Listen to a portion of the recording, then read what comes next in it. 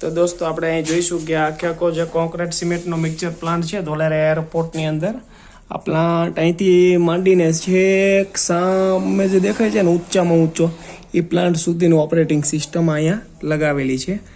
તો આ પ્લાન્ટ કઈ રીતે કામ કરે તો એનો આખો અહીંયા આખી મેન ઇલેક્ટ્રિકલ ડેપો આપેલો છે.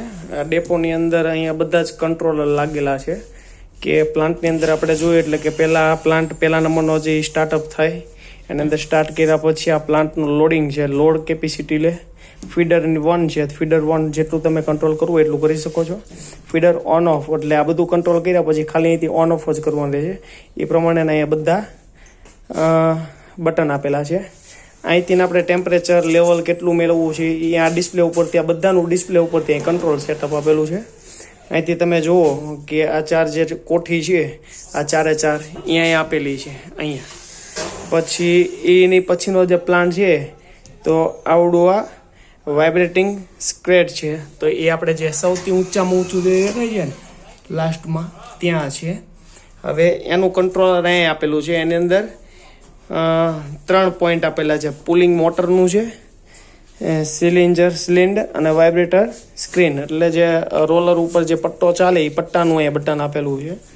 પછી લેઆઉટનું છે, હાઇડ્રોલિકનું છે અને ઓપન ક્લોઝ. અહીંયા ટ્રક ઊભી રહ્યા પછી એની અંદર ક્લોઝ અને ઓપન કરે એટલે આ કોન્ક્રીટ સિમેન્ટ જે તૈયાર થયો હોય એ બધો મસાલો અહીંયા થઈને આ લોડિંગ મિક્સચર જે ટ્રક આવી હોય એ મિક્સચર જે આપણે ઓલો ગોળો કેવી છે ફરતો હોય એની અંદર ડમ્પ થઈ જાય અને પછી જે જગ્યાએ જે વર્કઆઉટ થતું હોય ત્યાં જઈને આ ખાલી કરી નાખીએ. આના ઓપરેટરનો પગાર છે 42,000 રૂપિયા.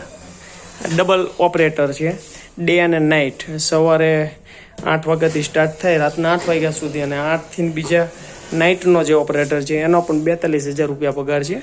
એનો ઓપરેટર તમને દેખાડું કંઈ શું કામ કરે છે અત્યારે. જો સામે બેઠા જે વેલ્ડિંગ કરે ને હા અહીંયાનો ઓપરેટર છે આ પ્લાન્ટનો. આ જૂનું મશીન છે. અત્યારે આપણે આનું ઇન્સ્ટોલેશન ચાલુ છે.